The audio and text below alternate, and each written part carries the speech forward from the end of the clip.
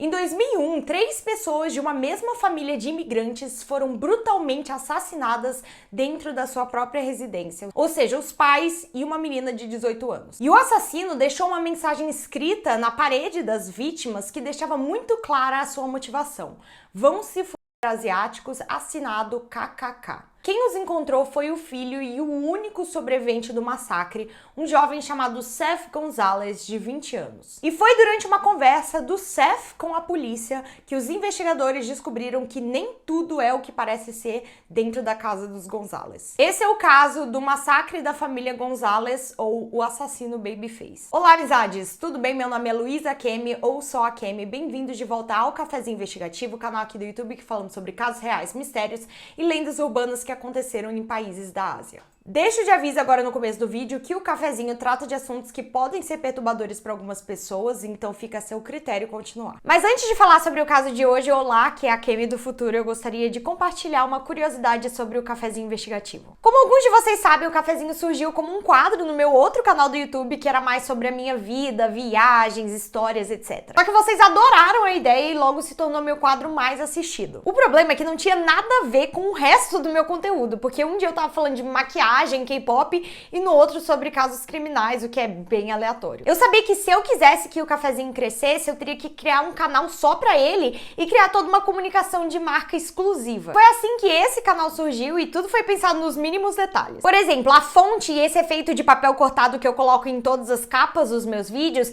me lembra tipo uma carta anônima enviada pra polícia, escrita com recortes de letras de jornais tipo colado. Outra coisa que eu determinei é que aqui eu me comunico de uma forma mais séria do que nas minhas outras redes, porque os assuntos são mais sérios. Tudo isso faz parte do branding do Cafezinho Investigativo como marca. Se você tem vontade de criar uma marca própria ou de aprender um pouco mais sobre branding no geral, vocês podem dar uma olhada nesse curso de Branding e Identidade Visual na EBAC. A EBAC é uma instituição de ensino que oferece mais de 150 cursos online para você estudar onde e quando você quiser e com a ajuda de profissionais que já atuam na área. Existem 2 cursos especificamente sobre branding que te ajudam a criar sua marca do zero e mapear coisas como logo, identidade visual, etc. E durante o curso você tem a oportunidade de pedir um acompanhamento individual e exclusivo com os tutores para você tirar algumas dúvidas, trocar algumas ideias e corrigir as suas lições de casa. Ah, mas eu não tenho interesse em branding. A EBAC oferece vários outros cursos em áreas como audiovisual, marketing, design, games,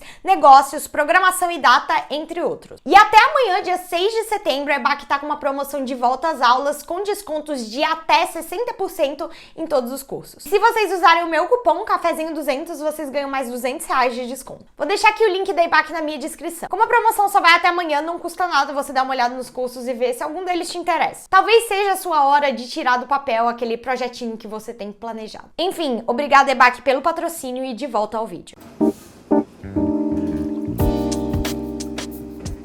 No dia 10 de julho de 2001, por volta da meia-noite, os serviços de emergência de Nova Gales do Sul, na Austrália, receberam uma ligação desesperada. Um jovem rapaz em prantos dizendo que tinha acabado de encontrar sua família inteira morta. Em questão de minutos, várias ambulâncias e viaturas policiais foram até o endereço indicado pelo rapaz, que era num subúrbio a uns 20 minutos de Sydney. Era a casa da família Gonzalez, composta pelo pai, Terry, a mãe, Loiva, e as 2 crianças, Claudine, de 18 anos, e o Seth, de 20, que foi a pessoa que ligou para emergência. Os Gonzalez tinham imigrado das Filipinas até a Austrália nos anos 90, onde o Terry, que é o pai da família, construiu uma frutífera carreira como advogado. Os socorristas entraram na casa imediatamente e se depararam com uma cena de terror.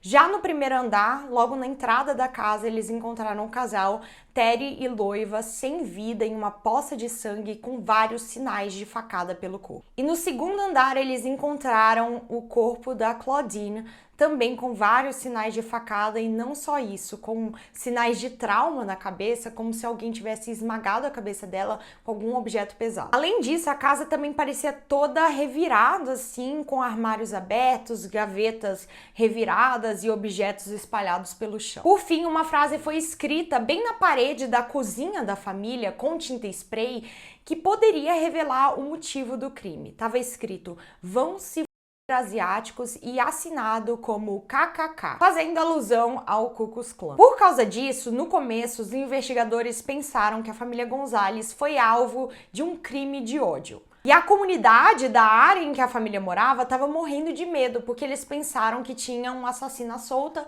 e que eles poderiam ser as próximas vítimas. Nos próximos dias, enquanto a investigação ainda estava em curso, o Seth demonstrou em diversas ocasiões diferentes estar sentindo luto por ter perdido toda a sua família. Ele até chegou a aparecer em um programa de TV oferecendo uma recompensa de $100.000 australianos para alguém que soubesse qualquer informação sobre os assassinos da sua família. E é por isso que todo mundo ficou em completo choque quando a polícia revelou que o principal suspeito do caso era o próprio Seth. Logo ele, o único sobrevivente dessa tragédia familiar e que tinha um rosto tão angelical, tão inocente, que poderia se passar por um menino facilmente assim de 15 anos.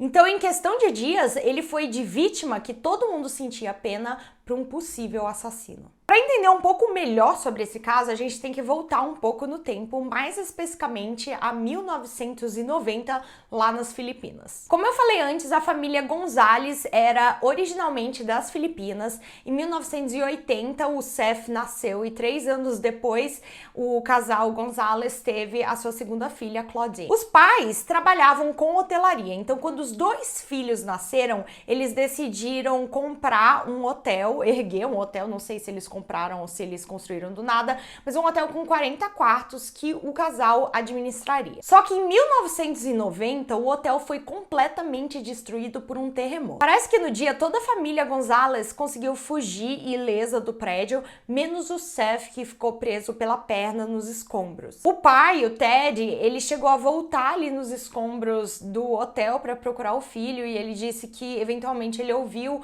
os choros da criança gritando papai, papai, e aí ele conseguiu encontrar o Seth e tirou ele de lá em segurança. No final do vídeo vocês vão ver como essa parte soa meio, não sei, muitos sentimentos, meio chocante. A família Gonzalez acabou perdendo tudo durante esse terremoto, então em vez de começar um novo negócio do zero lá nas Filipinas, eles decidiram se mudar para a Austrália. Parece que eles já tinham parentes na Austrália, então seria um pouco mais fácil essa imigração deles. Eles se mudaram para tipo um subúrbio, uma cidade próxima de Sydney, e o Ted, que é o pai da família, ele abriu um escritório de advocacia especializado em imigração, ou seja, ele queria ajudar outros imigrantes a se mudarem para o país, que provavelmente ele teve muita dificuldade nesse processo. De acordo com as descrições feitas em múltiplos jornais, os pais do Seth podem ser considerados Tiger Parents, ou seja, pais extremamente rigorosos. Parece que os pais do Seth colocavam muitas expectativas em cima dos filhos, provavelmente porque eles eram imigrantes,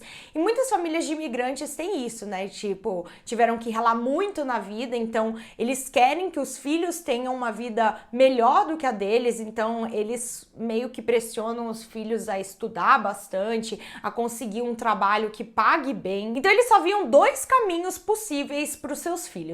Ou eles fariam medicina ou eles fariam direito, o que é bem relatable, assim, para várias famílias por aí. O Seth, como ele era o filho mais velho, ele tentou ao máximo seguir esse caminho que os pais traçaram para ele. Ele desistiu de vários hobbies, aparentemente ele gostava muito de música, ele era um cantor, ele fazia performances e as pessoas achavam que ele era muito bom. Ele quase chegou a conseguir um contrato, eu acho, com uma gravadora, mas ele acabou desistindo de tudo, porque os pais não pensavam que isso era uma possibilidade para o futuro dele. Ele também já tinha discutido com a mãe anteriormente, porque a mãe não gostava da nova namorada dele, que era um pouco mais velha, ela não era aprovada pela família, e os pais dele até ameaçaram deserdá-lo se ele não terminasse com essa namorada. Ele só estudava, tanto é que ele acabou passando em uma universidade de medicina, mas ele acabou desistindo 2 anos depois, porque ele reparou que não era pra ele. Mais tarde, ele acabou se matriculando em um curso de direito, que era a única outra opção que ele tinha, né? Só que o problema é que as notas dele não estavam muito boas. Inclusive, parece que ele estava quase reprovando um desses semestres, e isso seria absolutamente inaceitável para os seus pais. O Seth tinha mais medo da reação que os seus pais teriam ao saber que ele estava reprovando na matéria do que ele realmente está reprovando a matéria. Então ele começou a falsificar suas notas, não sei como, mas ele só não queria que os seus pais descobrissem. Mais uma pessoa descobriu sim essa sua falcatrua, que foi a sua irmã caçula, Claudine. Assim que ela descobriu que o Seth estava falsificando as suas notas, ela foi até os pais, contou absolutamente tudo pra eles e eles ficaram furiosos. Eles até chegaram a ameaçar tirar o carro do Seth, que era o objeto que ele mais gostava de todos, assim. Ele tinha muito amor pelo seu carro, que aparentemente era um carro meio único e tinha uma placa que inclusive dizia o nome dele, Seth. A Claudine tinha um histórico de contar todos os segredos do Seth pros pais. Existe um boato de que o Seth ainda fazia xixi na cama, mesmo sendo um adulto, e quando a Claudine descobriu, ela contou pros pais e pra todo mundo que ela entrava em contato, que era muito humilhante pro Seth. Algumas fontes de notícias especulam que havia um sentimento de competição entre os dois irmãos, provavelmente porque os pais também alimentavam essa competição.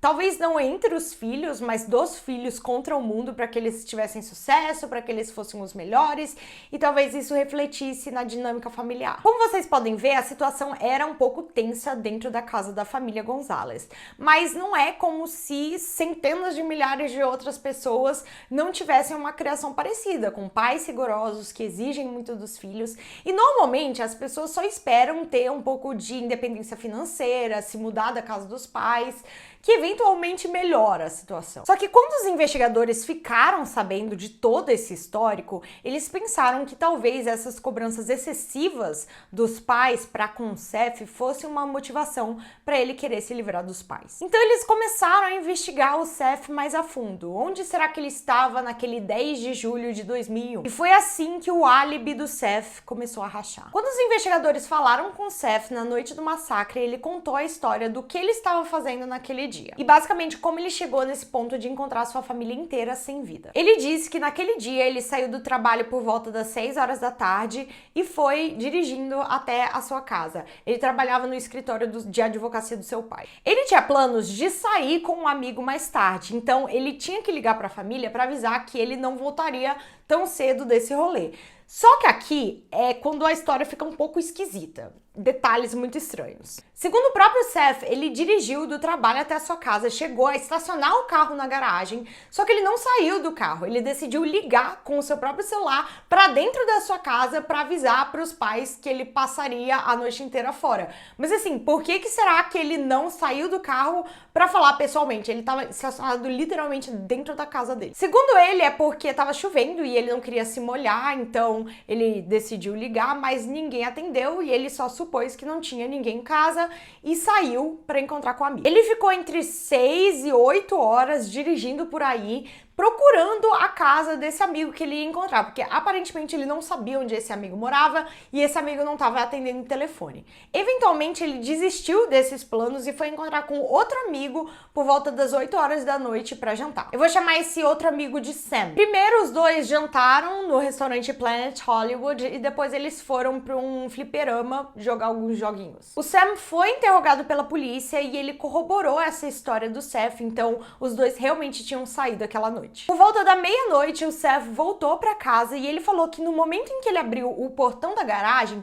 2 indivíduos misteriosos saíram correndo lá de dentro e como ele achou isso bizarro, ele tentou seguir esses 2 indivíduos por um tempo, mas ele acabou perdendo eles de vista. E foi só depois disso que ele entrou na casa e reparou que a sua família inteira tinha sido assassinada. Ele também disse que assim que ele entrou, ele encontrou a sua irmã ainda com sangue jorrando para fora do corpo e ele até tentou fazer RCP nela, mas ela acabou não resistindo. Lembrem desse detalhe depois. Uma coisa que os investigadores repararam imediatamente é que o Seth estava muito abalado, obviamente, gritando, em prantos, contando essa história com muitas emoções, mas nenhuma lágrima estava caindo do rosto dele. Além disso, para alguém que tentou fazer RCP na vítima, ele tinha pouquíssimo sangue na roupa. Estranho, os policiais pensaram, mas em um primeiro momento eles pensaram, não, ele tem um álibi sólido, o amigo confirmou que eles estavam juntos, existem provas que os dois estavam juntos,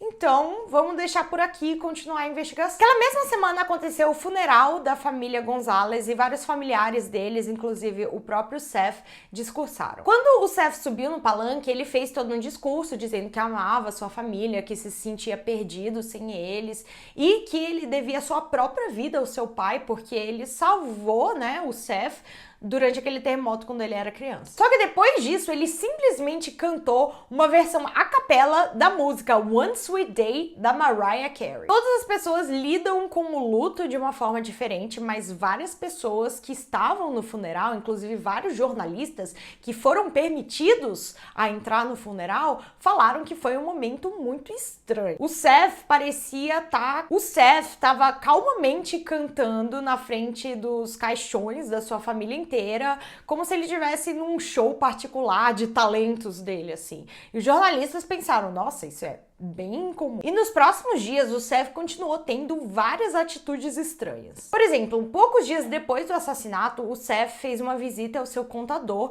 perguntando sobre a sua herança, e parecia ser muito cedo, digamos assim. Ele tinha uma grande herança, mais ou menos 1,5 milhão de dólares australianos na Austrália e 1,3 milhão de pesos filipinos.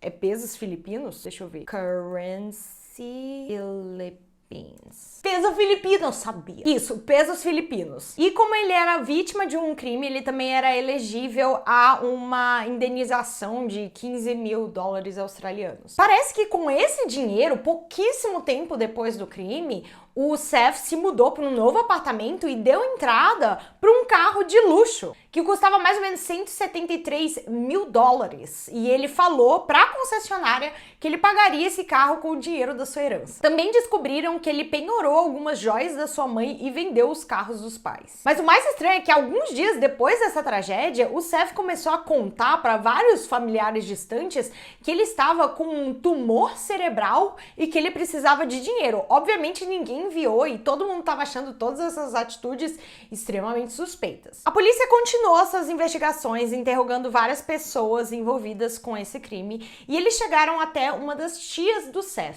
E ela falou que naquela noite do crime, ela passou na casa da família Gonzalez, porque ela era irmã da mãe do Seth, ela estava ligando pra mãe dele o dia todo e ela não estava atendendo, então ela resolveu passar na casa. Ela parou na rua da família por volta das 6 horas da tarde e ela disse ter visto o carro do Seth e da sua irmã estacionados na garagem. Não tinha ninguém dentro dos carros e a casa parecia vazia. Todas as luzes estavam desligadas e ela falou que ela sentia até um silêncio um pouco perturbador, muito incomum dentro daquela casa. E aí que surge o primeiro furo no álibi do Seth. Segundo ele, ele passou a noite inteira fora de casa usando o seu carro. Ele dirigiu o carro para ir, sair com os amigos, etc. O único momento em que ele estacionou na casa foi depois do trabalho, que ele estacionou para ligar para a família de dentro do carro. Só que quando a tia apareceu na casa, ele não estava dentro do carro, então alguém estava mentindo. E outros detalhes da cena do crime não batiam nada com a história contada pelo Seth. Como eu falei antes, o Seth contou para a polícia que assim que ele chegou na casa, ele viu a sua irmã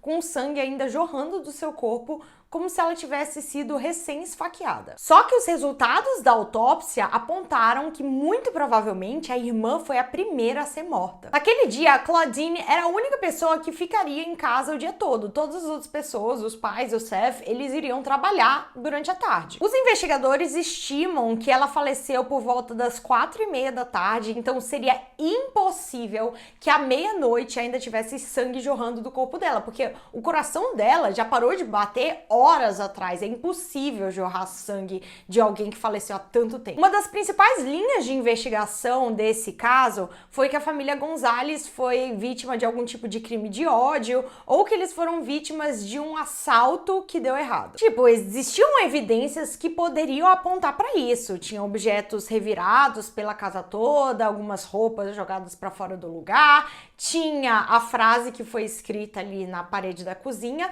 e também a história do Seth de que 2 indivíduos misteriosos fugiram da cena do crime. Mas os investigadores encontraram várias inconsistências. Por exemplo, os policiais não encontraram nenhum sinal de que alguém tentou arrombar a porta ou que tentou entrar na casa à força. A única coisa que eles viram é que uma das janelas estava meio aberta, assim, com a cortina meio zoada, então pode ser que alguém tenha entrado pela janela, mas segundo os investigadores era pouco provável. Tava todos os cartões dela lá, ninguém roubou nenhuma das joias, nenhum dos objetos de valor de dentro da casa, e isso não era consistente com um assalto. A outra coisa é que o tempo entre as mortes era muito longo. Por exemplo, os investigadores determinaram que a Claudine deve ter falecido ali entre 4h30 da tarde, por aí.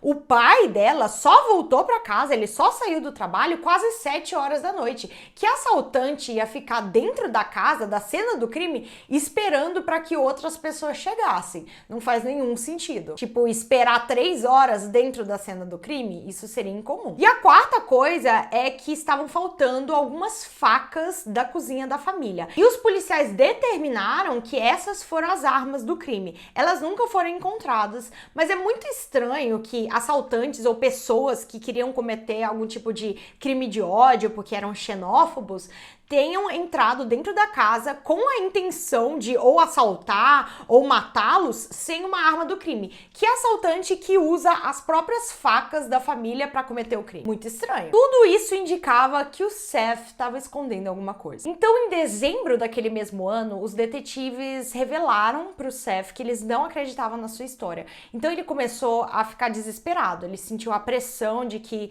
os investigadores estavam desconfiando dele e ele foi criando um novo álibi. Ele simplesmente foi contando uma nova história que dessa vez justificava meio que o fato de terem visto o carro dele na garagem durante a noite toda. Ele contou a história de que naquela noite ele saiu para encontrar com uma prostituta e ele falou que ele tinha muita vergonha disso porque os pais nunca aprovariam e ele não queria ir com o próprio carro, então ele deixou o carro na garagem e pegou um táxi até o bordel, porque o carro dele era muito reconhecível, tinha até o nome dele na placa. Parece convincente? Talvez, mas existem muitos problemas nessa história. Por exemplo, a polícia descobriu que a tal prostituta que ele estaria encontrando naquele dia não estava trabalhando naquele dia, ela estava de férias. O bordel confirmou que ela não estava trabalhando, então assim... Inclusive, eles também chegaram a contactar o taxista que teria levado o Seth lá e ele contou para os policiais que ele foi subornado pelo Seth para mentir para os policiais. Não apenas isso, mas o Seth, burrinho, ele não sabia que o telefone dele estava grampeado e os policiais ouviram várias conversas dele conversando com múltiplos bordéis da região, perguntando se eles tinham câmera de segurança lá dentro, quanto tempo eles estavam abertos, se eles tinham cópias das suas listas de clientes. Ou seja, ele estava claramente mentindo. Construindo uma mentira. Inclusive, os investigadores também encontraram várias coisas extremamente suspeitas no histórico de buscas do computador do Seth, como pesquisas de como envenenar pessoas. E também descobriram que ele comprou sementes de uma planta venenosa pela internet e os sintomas desse envenenamento era compatível com alguns dos sintomas que a família tinha relatado estar sentindo nos últimos dias. E por fim saiu a evidência mais incriminadora de todas. Encontraram traços da tinta spray que foi utilizada para escrever na parede da cozinha aquela frase xenofóbica, racista, na roupa do próprio Seth. Então, assim, não tinha como negar. Devido a todas essas evidências, o Seth foi finalmente preso. E é mais ou menos isso que a polícia acha que aconteceu. Segundo os investigadores, o Seth provavelmente já estava planejando se livrar de toda a sua família. É por isso que ele estava pesquisando como se livrar de uma pessoa através de veneno. Inclusive, alguns meses antes, ele enviou um e-mail falso para uma empresa de alimentos, assim, fingindo ser um ex-funcionário dessa empresa, dizendo que ele envenenou alguns pacotes dos alimentos que foram vendidos, meio que para criar uma história de por que a sua família ia falecer do nada. Mas provavelmente, quando a irmã do Seth descobriu que ele estava falsificando notas e os pais ameaçaram de tirar o seu carro, foi tipo a gota d'água para ele e ele pensou assim: não, eu não consigo esperar até eles falecerem por meio desse veneno. Eu vou me livrar deles hoje. Então, no dia 10 de julho de 2001, parece que o Seth saiu do seu trabalho mais cedo, com qual justificativa não sabemos. Ele saiu por volta das 4 horas da tarde e foi até a sua casa. Chegando na sua casa por volta de 4h30 da tarde, ele chegou com um taco de beisebol e 2 facas dentro do quarto da sua irmã e começou o ataque. Ela foi pega completamente desprevenida porque ela estava estudando de costas para ele, então ele pegou o taco de beisebol e bateu com tudo na cabeça da sua irmã. Depois de ter agredido ela com o taco de beisebol múltiplas vezes na cabeça, ele a esfaqueou por todo o corpo. Foi uma coisa extremamente brutal e com violência. Depois, o Seth esperou friamente na sua sala de estar para que a sua mãe voltasse para casa. Então, umas 5h30, ela entrou na sala e o Seth atacou imediatamente com as facas. Ele deu tantas e tantas facadas na sua mãe que parece que a traqueia dela foi completamente obliterada. Foi nesse meio tempo que a tia dele foi até a casa e ele desligou todas as luzes para parecer que não tinha ninguém lá, mas ele estava lá e ele tinha acabado de matar 2 dos integrantes da família, a sua mãe e a sua irmã. O pai chegou na casa por volta das 7 horas da noite e novamente o Seth atacou direto com várias facadas. Tem vários sinais de que o Ted tentou lutar contra o seu filho, mas não conseguiu. As facadas foram múltiplas, parece que até a espinha dorsal do pai dele foi assim, completamente destruída. E foi depois de matar a sua família inteira que ele provavelmente trocou os seus tênis, porque tinha um tênis dele que estava faltando no seu armário e ele era compatível com pegadas de sangue pela casa. Ele escreveu aquela frase na parede para parecer que foi um ataque de ódio e bagunçou umas coisinhas ali na casa para parecer que pudesse ser um tipo de um assalto. Depois disso, ele foi sim encontrar com o seu amigo Sam umas 8 horas da noite, como se nada tivesse acontecido, para criar um álibi para si. E foi só por volta da meia-noite que ele teria voltado para casa e fingido que ele não sabia de nada. No final das contas, por volta de 1 ano depois do crime realmente ter acontecido, Seth Gonzalez foi considerado culpado pelo assassinato dos seus pais e da sua irmã. E ele foi condenado a 3 penas de prisão perpétua sem possibilidade de liberdade condicional. Até hoje ele está cumprindo pena na prisão, onde ele ficará provavelmente a sua vida toda. E fora do tribunal, a sua tia, aquela pessoa que foi até a casa da família enquanto os assassinatos estavam acontecendo, ela até chegou a dizer o seguinte: na verdade, hoje é um dia muito triste porque amamos muito o Seth. Sempre o amaremos. Esse foi o caso do massacre da família Gonzalez, que às vezes também é chamada de o assassino Babyface, porque o Seth mesmo tem feições muito infantis, ele poderia se passar por um adolescente e isso assustou muitas pessoas quando elas ficaram sabendo do caso. Enfim, se vocês tiverem medo de dormir de noite, mantenham-se cafeinados, assistam os outros vídeos que vão estar aqui recomendados no canal.